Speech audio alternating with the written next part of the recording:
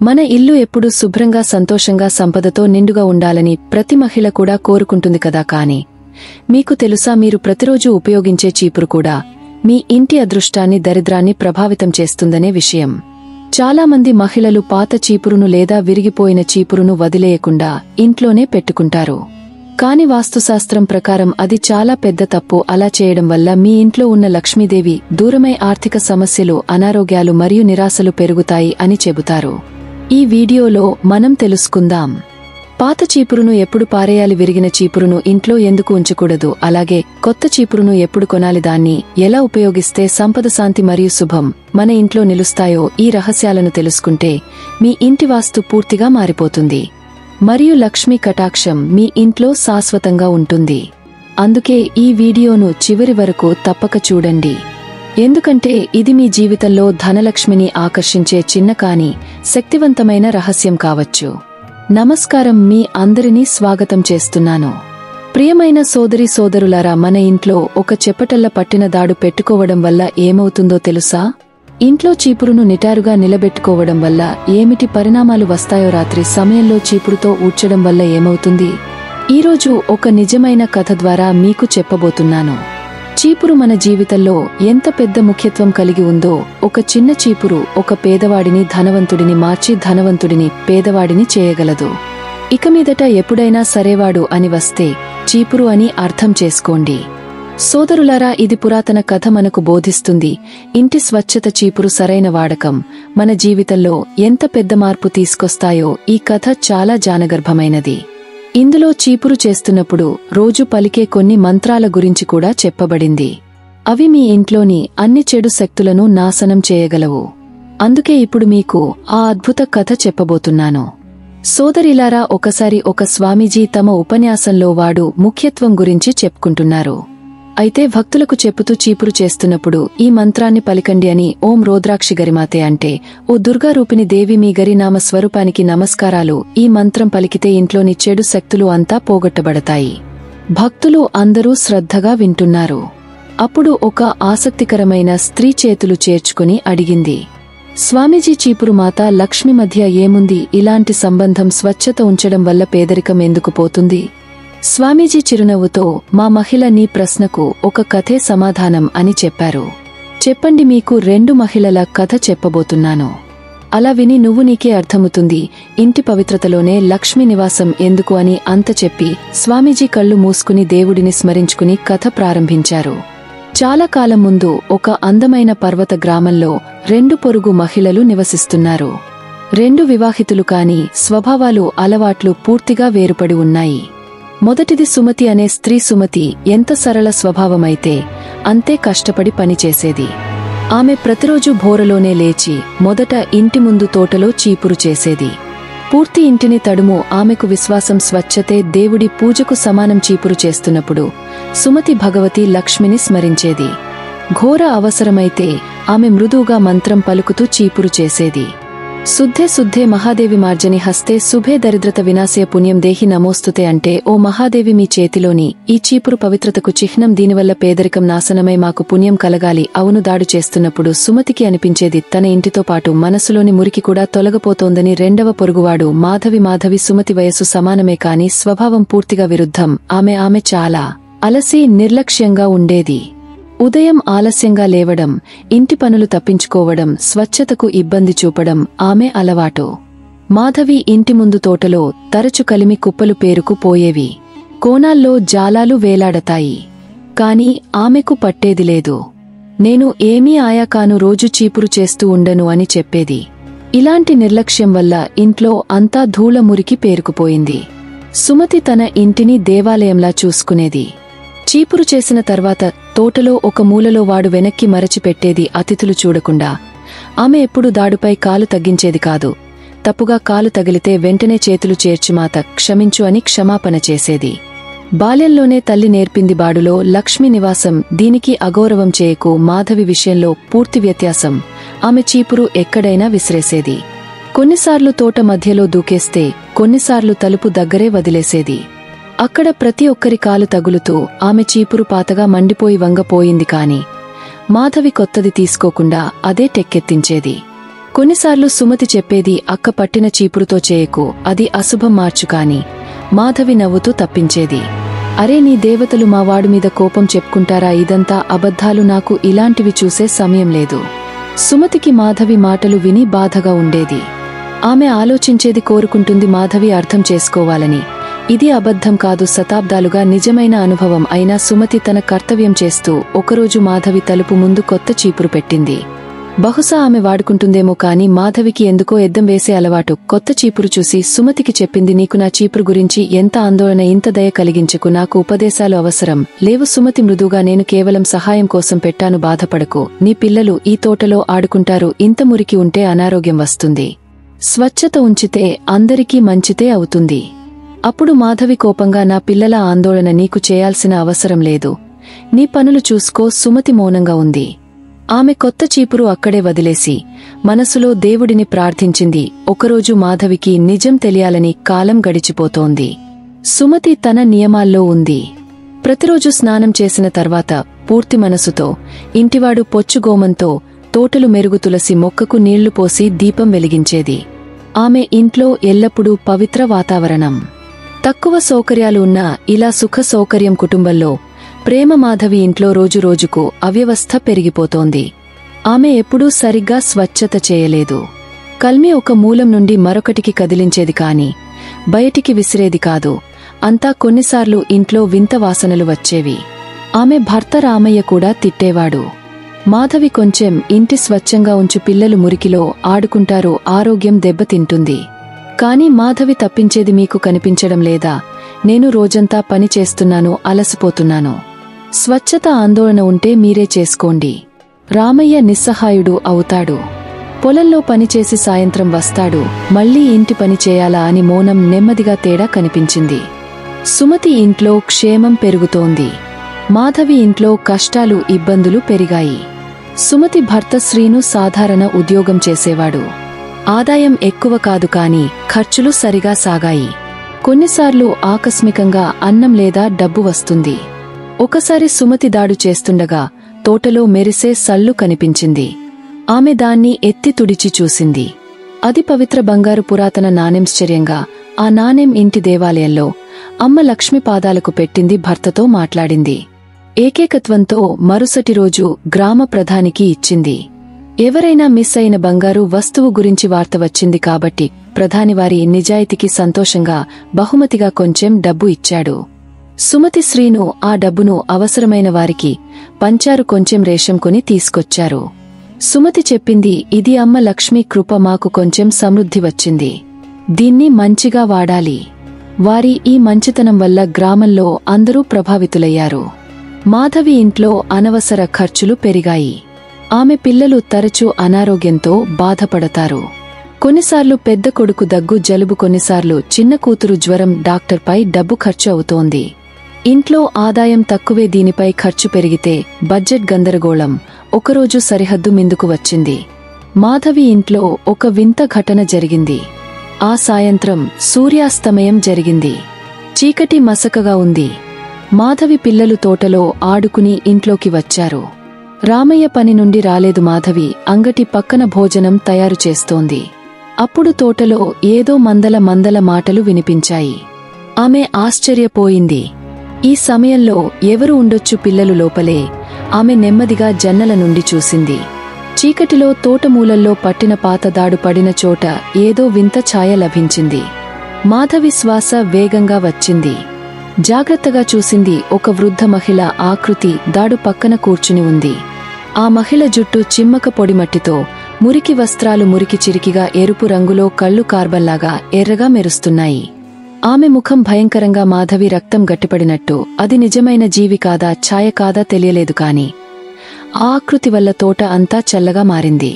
మాధవి ధైర్యం చేసి అడిగింది, ఎవరు అక్కడ? కాని సమాధానంగా భయానకమైన గర్జన, నవ్వు వినిపించింది. ఆ మహిళ ఛాయ నెమ్మదిగా లేచి తడబడుతూ కాళ్లతో వాడు తీసుకుని మెరుగుతూ, ఆ తర్వాత ఆమె గట్టి స్వరం, నన్ను నా ఇంటి నుండి ఎందుకు తోసివేయాలని, నేను ఇక్కడే ఉంటాను అంటూ ఆ ఛాయ మహిళ గట్టిగా నవ్వింది. ఆ నవ్వులు విషాదం, కోపం భరభరలాడాయి. మాధవి గుండె కంపించింది. అకస్మాత్తుగా ఆ ఛాయ గాలిలో కదులుతూ తలుపు వైపు వచ్చింది. మాధవి భయంతో కేకలు వేయాలని కాని స్వరం గొంతులో ఇరుక్కుపోయింది. ఆమె వెంటనే తలుపు లోపలి నుండి మూసివేసింది. దేవుడి పేరు జపించింది. ఆ ఛాయ తలుపు మీద గట్టిగా కొట్టింది. పిల్లలు భయంతో ఏడుస్తూ మాధవి పక్కనకు వచ్చి అల్పించుకున్నారు. మాధవి వణకితే తలుపు అంతా వింటోంది. ఆ మహిళ మందల చెప్పుకుంటోంది. నన్ను ఆపకు, ఇంట్లో నాకు హక్కు ఉంది. కొన్ని నిమిషాలు గడిచాయి. ఆ తర్వాత అంతా మౌనం. దెబ్బలు లేవు, స్వరాలు లేవు. లోపల మాధవి గోడకు ఆశ్రయం చేసుకుని నిలబడి ఉంది. పిల్లలు ఆమె సారంగా దాక్కున్నారు. ఆమె గుండె గట్టిగా కొట్టుకుంటోంది. కొంచెం తర్వాత ధైర్యం చేసి జన్నల నుండి మళ్లీ చూసింది. ఇప్పుడు బయట ఎవరూ లేరు. కేవలం ఆ మూలల్లో పడిన దాడు కనిపిస్తోంది. కాని ఆ పట్టిన దాడు ఇప్పుడు నిటారుగా నిలబడి ఉంది. మానో ఎవరైనా అది తోట మధ్యలో నిలబెట్టినట్టు. ఇది చూసి మాధవి గబగబాయింది. భయం, సందేహం వల్ల కళ్లలో జలురాసులు. అది ప్రేతాత్మ కాదా, కళ్ల మాయ కాదా తెలియలేదు. కాని ఏమైనా అది మాధవిని లోతుగా కుంగించింది. అప్పుడు తలుపు మీద మళ్లీ దెబ్బ. ఈసారి నిజంగా మనుష్యుడే. స్వరం వచ్చింది. మాధవి, తలుపు తెరుచుకో, నేను శ్రీను. అది సుమతి భర్త శ్రీను స్వరం. మాధవి తలుపు తెరిచింది. శ్రీను, సుమతి రెండు చేతిలో లాలటెలు పట్టుకుని నిలబడ్డారు. వారు చూశారు, మాధవి భ్రమలో ఉంది. పిల్లలు ఏడుస్తున్నారు. సుమతి వెంటనే లోపలికి వచ్చి మాధవిని హత్తుకుని ఓదార్చింది. ఏమైంది అక్క, నువ్వు ఇంత భయంగా ఎందుకు? మాధవి మాట్లాడలేదు. కేవలం ఏడుస్తూ శ్రీను చుట్టూ చూసి అడిగాడు. తలుపు లోపలి నుండి ఎందుకు మూసేశావు? మేము చాలాసేపు కొట్టాం. మాధవి కళ్లలోని నీళ్లు తుడిచింది. ఆమె దృగ్విషయం చూసి సుమతి పిల్లలను ఊపిరి తీసుకుని మాంచింది. పక్కనే పీర్చెలో కూర్చోబెట్టింది. నీళ్ల గిన్నె తీసుకుని మాధవికి ఇచ్చింది. కొన్ని సిప్పాలు తాగిన తర్వాత మాధవి స్థిరపడింది. ఆమె వణికి చెప్పింది, తోటలో ఎవరో ఉన్నారు. ఒక భయంకరమైన పెద్దమ్మ ఛాయదాడు పక్కన. ఆమె మళ్లీ ఏడవడం మొదలుపెట్టింది. సుమతి ఆశ్చర్యపోయింది. పెద్దమ్మ దాడు పక్కన బయట చూసింది. లాలటన్ కాంతిలో పట్టిన దాడు తోటలో నిటారుగా నిలబడి ఉంది. సుమతి ఆశ్చర్యంగా, అరే, ఈ దాడు ఎవరు నిలబెట్టారు? నువ్వు ఇలా పెట్టావా? మాధవి తల వెనక్కి తిప్పి లేదని చెప్పింది. లేదు, నేను తగ్గలేదు. పట్టి ఎలా అయిందో. ఆమె మళ్లీ సిసకలు మొదలుపెట్టింది. శ్రీను పరిస్థితి అర్థం చేసుకున్నాడు. అతడు ఎంత ధార్మికుడు కాదు కాని బాల్యలో పెద్దల నుండి విన్నాడు. మురికిలో పేదరిక దేవత నివాసం. అతడు గంభీరంగా చెప్పాడు, చూడు మాధవి అక్క, నీకు విశ్వాసం లేకపోవచ్చు కాని నాకు అనిపిస్తోంది, నీ ఇంటి దుస్థితి చూసి పేదరికమే ఏదైనా రూపం తీసుకుని భయపెట్టింది. నువ్వు ఇంటిని ఎంత మురికి అవ్యవస్థ చేశావు. నేను అబద్ధాలు చెప్పడం కాదు కాని నిజం మురికి ఉన్న చోట చెడు శక్తులు ఆకర్షితమవుతాయి. నువ్వు వెంటనే స్వచ్ఛత, ఈ చెడు శక్తులను తొలగించాలి. సుమతి మాధవి చేయి పట్టుకుని అవును అని తల ఊపింది. వారు చెప్పేది సరైనదే. మేము బాల్యంలో విన్నాము. లక్ష్మి అమ్మకు స్వచ్ఛత ఇష్టం.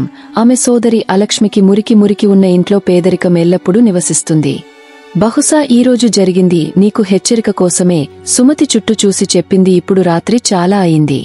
ఇలా చేయి, నువ్వు పిల్లలతో మా ఇంటికి రా. ఈ రాత్రి అక్కడే ఉండు. నీ మనసు శాంతి పొందుతుంది. ఉదయం మనం కలిసి నీ ఇంటి స్వచ్ఛత చేస్తాం. అవును. మాధవి ఈ అనుబంధంపై మళ్లీ ఏడ్చింది. అక్క, నేను నిన్ను ఎప్పుడూ ఎద్దం వేసి వచ్చాను. స్వచ్ఛత చేయకు అని ఆపాను. నువ్వు నాకోసం ఇంత చేస్తున్నావు. నేను ఎంత అబద్ధమైనది, నీ మాటలు వినలేదు. సుమతి ఆమె కళ్ళ నీళ్లు తుడిచింది. పాత మాటలు మరచి దేవుడు కోరుకుంటే అంతా బాగవుతుంది. ఇప్పుడు మా ఇంటికి రా. ఆ రాత్రి మాధవి తన 2 పిల్లలతో సుమతి ఇంటికి వెళ్లి పడుకుంది. సుమతి ప్రేమతో వారి భోజనం, పానీయం సిద్ధం చేసింది. మాధవి మనసులో లజ్జతో, కృతజ్ఞతతో ఉంది. ఆమె అనుభవించింది సుమతి ఇంటి వాతావరణం ఎంత శాంతియుతం, సుఖగా మనస్కు సమాధానమిచ్చేది. అదే గ్రామం, అదే పరిసరాలు. కాని తేడా కేవలం ఇక్కడ అంతా స్వచ్ఛంగా సర్దుకుని మసక దీపం వెలుగుతోంది. తులసి మొక్క పక్కన అగరబత్తి వాసన. మాధవికి సంవత్సరాల తర్వాత ఆత్మీయ శాంతి అనుభూతి. ఆమె తన తప్పుపై పశ్చాత్తాపం. ఆ రాత్రి అందరూ పడుకున్న తర్వాతమా మాధవి కళ్లలో నీళ్లు పారాయి. ఆమె మొదటిసారి దేవుడిని సత్య స్వప్నంతో ప్రార్థించింది. ఓ దేవా, నన్ను క్షమించు. అలసట, అజ్ఞానంతో కుటుంబానికి ఎంత కష్టమిచ్చాను. ఇక మా తప్పు జరగదు. అమ్మ లక్ష్మి, నాపై కరుణ చూపు. మా ఇంటి వదిలి వెళ్లకు. ప్రార్థనలో నిమ్మళించుకుంటూ మాధవికి ఎప్పుడో నిద్ర వచ్చింది. తదుపరి ఉదయం భోరముందే సుమతి మేలుకుంది. ఆమె స్నానం చేసి పూజ చేసి మృదువుగా మాధవిని మేలుకొలిపింది. మాధవి కూడా ఈరోజు త్వరగా లేవడానికి సిద్ధమైంది. ఆమె అనుభవించింది. త్వరగా లేచి స్నానం చేస్తే ఎంత తాజాగా ఉంటుందో 2 మహిళలు కలిసి మొదట మాధవి ఇంటి స్వచ్ఛతలో ఉంటారు. సుమతి ఒక్క క్షణం కూడా ఇది వేరే ఇల్లు అని అనిపించకుండా చేసింది. ఆమె పూర్తి ప్రేమతో తనదేలా చేస్తోంది. మాధవికి ఆశ్చర్యం, ఇంటి స్వచ్ఛత ఇంత కష్టం కాదని. కొన్ని నిమిషాల్లో ఎక్కువ కలిమి సేకరించారు. ఇప్పటివరకు మాధవి విస్మరించి వచ్చింది. సుమతివాడు తీసుకునేటప్పుడు నవ్వుతులో, అక్క మొదటవాడు పూజ చేద్దాం. సుమతి ఒక ప్లేట్లో కొంచెం పసుపు కుంకుమ పువ్వులు తీసుకుని దాడుమీద అలసింది. దీపం చూపించి నమస్కారం చేసింది. ఆమె మృదువుగా మంత్రం పలికింది. పిపాసాముల జ్యేష్ఠమలక్ష్మి నాసమేహమవతి స్మృద్ధిం చ సర్వం నిర్నుదమే గృహాత్ అంటే మేము ప్రార్థిస్తున్నాము, పేదరిక రూపి జ్యేష్ఠ లక్ష్మి మా ఇంటి నుండి నాశనమై అన్ని అశుభాలు పోకుండా. మాధవి చేతులు చేర్చి ముఖం నడుము చేసింది. కళ్లలో నీళ్లతో ఇంటి తలుపు ముందు నిలబడి ఆకాశం వైపు చూసింది. మానో అమ్మ లక్ష్మి నుండి ఆశీర్వాదం కోరుకుంటోంది. ఈరోజు నుండి జీవితంలో పవిత్రత, సమృద్ధి వెలుగు నింపాలని. ఆ తర్వాత సుమతి మాధవి కలిసి ఇంటి ప్రతి మూలాల్లో వాడు చేశారు. దాడు సాగేటప్పుడు ఎగసిన ధూళిలో మాధవికి వింత సంతోషం. మానో సంవత్సరాలు ఆగిన అడ్డంకులు ఇప్పుడు తొలతున్నట్టు వారు అన్ని కలిమిని బయటికి సేకరించి విసిరారు. ఇంటి జాలాలు తీశారు, పాత్రలు కడిగారు, పరిపాలు నీళ్లతో కడిగారు. ఉదయం నుండి మధ్యాహ్నం వరకు కష్టపడి పూర్తి ఇంటిని మెరిసేలా చేశారు. ఇప్పుడు మాధవి ఇల్లు కొత్త ఇంట్లా కనిపించింది. స్వచ్ఛంగా, ఉజ్వలంగా, తాజాగా. మందిరాల్లో ఎండగాలి పెట్టి చెడు శక్తులు అంతా ఎగిరిపోయినట్టు. అన్ని పనులు పూర్తయ్యాక సుమతి తులసి ముందు దీపం వెలిగించి లక్ష్మీ అమ్మకు ఆరతి పాడింది. మాధవి కూడా పూర్తి భావంతో చేరింది. ఆమె హృదయం నుండి అమ్మ లక్ష్మిని తిరిగి ఇంటికి పిలిచింది. సుమతి చివరిగా మాధవికి ఆ కొత్తదాడు బహుమతిగా ఇచ్చింది. మునుపటిసారి వదిలినది. మాధవి వినయంగా 2 చేతులతో తీసుకుని దాని పూజ చేసింది. ఆమె సంకల్పం, ఈరోజు నుండి ప్రతి ఉదయం స్నానం చేసి ఈ దాడుతో ఇంటి తోటను ఇలాగే స్వచ్ఛంగా ఉంచుతాను, మురికిని ఎప్పటికీ పేర్చెను. చూడండి, మార్పు త్వరగా కనిపించింది. ఆ సాయంత్రం రామయ్య పని నుండి వచ్చాడు. ఇంటి రూపం చూసి మౌనంగా ఉన్నాడు. అంతా మెరుస్తోంది. పిల్లలు స్నానం చేసి స్వచ్ఛ దుస్తులో ఆడుకుంటున్నారు. వాతావరణంలో వింత సానుకూల శాంతి. రామయ్య రాశ్చర్యంగా, ఇది ఎవరు చేశారు? మాధవి కళ్లలో నీళ్లు. పక్కన నిలబడిన సుమతి వైపు కృతజ్ఞతతో చూసి, మేమే కలిసి చేసే ముందు నేనే ప్రతిరోజు చేస్తాను. రామయ్యకు తన కళ్లపై నమ్మకం లేదు. కాని చాలా సంతోషం తన భార్యలో ఈ మార్పు. అతడు సుమతిని ధన్యవాదాలు చెప్పాడు. సుమతి నవ్వుతూ, అన్నా, నేను ఏమీ చేయలేదు. ఇదంతా మాధవి తన కుటుంబ ప్రేమ కోసం చేసింది. ఇప్పుడు ఆమె తన ఇంటి లక్ష్మి అయింది. ఆ క్షణాల్లో మాధవి ముఖంలోని సంతోషం అమూల్యం. మొదటిసారి ఆమెకు అర్థమైంది, ఒక గృహిణి ధర్మం భోజనం పంపకమే కాదు, ఇంటిని స్వచ్ఛంగా, పుణ్యస్థలంగా చేయడం కూడా. ఆమె ఇప్పటివరకు భారంగా భావించి విస్మరించిన ఇల్లు అదే ఆమె కుటుంబం. అందులో కుటుంబ సుఖం, భవిష్యత్తు. ఆమె కళ్లలో కృతజ్ఞత నీళ్లు పారాయి. సుమతి చేయి పట్టుకుని, నువ్వు నన్ను అజ్ఞాన చీకటి నుండి తీసుకొచ్చావు అక్క, నేను ఎల్లప్పుడూ నీ ఋణిగా ఉంటాను. ఆ రాత్రి మాధవి కుటుంబం సమాధానంగా పడుకుంది. పిల్లల ఆరోగ్యం చమత్కారంగా మారింది. కొన్ని రోజుల్లో వారు నవ్వుతూ, ఆడుకుంటూ పూర్తిగా ఆరోగ్యవంతులయ్యారు. ఇంట్లో క్షేమం తిరిగి వచ్చింది. రామయ్యకు గ్రామం సమీపంలో మంచి పని వచ్చింది. ఆదాయం పెరిగింది. మాధవి కూడా ఇంట్లో 2 ఆవులు, మహర్షులు పెంచుకుంది. ఎందుకంటే ఇప్పుడు మనసు ఇంటి సంపాదకల్లో ఉంది. ప్రతి ఉదయం ఆవులకు పెరుగు, తోటలు గోమయంతో మెరుగు, శుభ స్వస్తిక గీస్తూ బాడు చేస్తూ తులసికి నీళ్లు, దీపం, దేవుడి స్మరణ. ఇంట్లో అమ్మ లక్ష్మి స్థిరంగా ఉందని అందరూ చెప్పేవారు. ఎందుకంటే మాధవి కుటుంబం సుఖిగా, ప్రసన్నంగా ఉంది. ఒకరోజు కొన్ని వారాల తర్వాత గ్రామంలో ఆ స్వామీజీ మళ్లీ వచ్చారు. మునుపటిసారి ఉపన్యాసం విన్నారు. ఈసారి మాధవి ఆశ్చర్యంగా ఆయన వద్దకు పరిగెత్తి వెళ్ళింది. స్వామీజీ ఆమెను గుర్తుచేసి అడిగారు, మా మహిళ, నీ ముఖంలో ఈరోజు కొత్త కాంతి ఏమైంది? మాధవి స్వామీజీ పాదాలు పట్టుకుని భావోద్వేగంగా చెప్పింది. స్వామీజీ, ఇప్పుడు నాకు అర్థమైంది. ఇంటి పవిత్రత, అమ్మ లక్ష్మి కృప మధ్య సంబంధం. మీరు చెప్పినట్టుగానే అలసి, మురికి, కలహాలతో ఉన్న మహిళల ఇంట్లో లక్ష్మి ఉండదు. నేను కూడా అలాగే అయిపోయాను. కాని ఇప్పుడు మార్చుకున్నాను. నా ఇంటిని దేవాలయంలా చేశాను. ఇప్పుడు మా కష్టాలు తొలతున్నాయి. స్వామీజీ సంతోషంగా ఆశీర్వాదం ఇచ్చారు.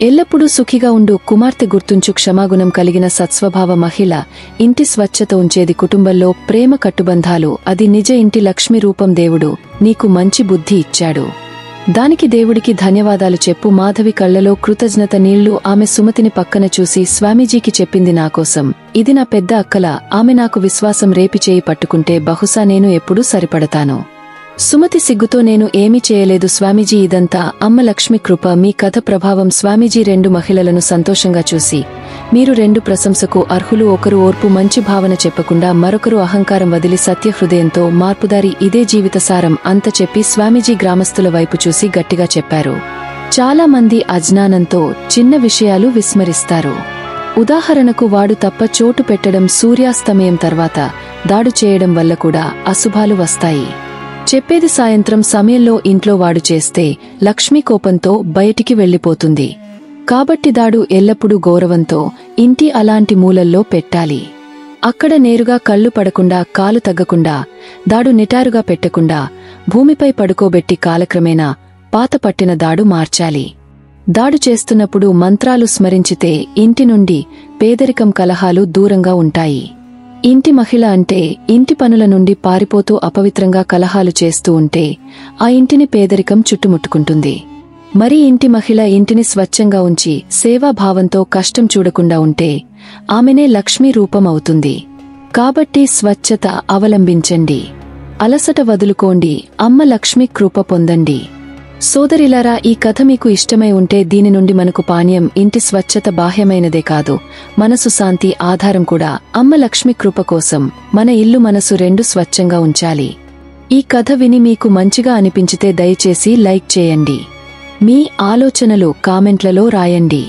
ఎక్కువ మందికి షేర్ చేయండి మా ఛానల్ను తప్పకుండా సబ్స్క్రైబ్ చేయండి మీ సహకారంతోనే ఇలాంటి ప్రేరణాత్మక కథలు మీకు చేరుస్తూ ఉంటాము ధన్యవాదాలు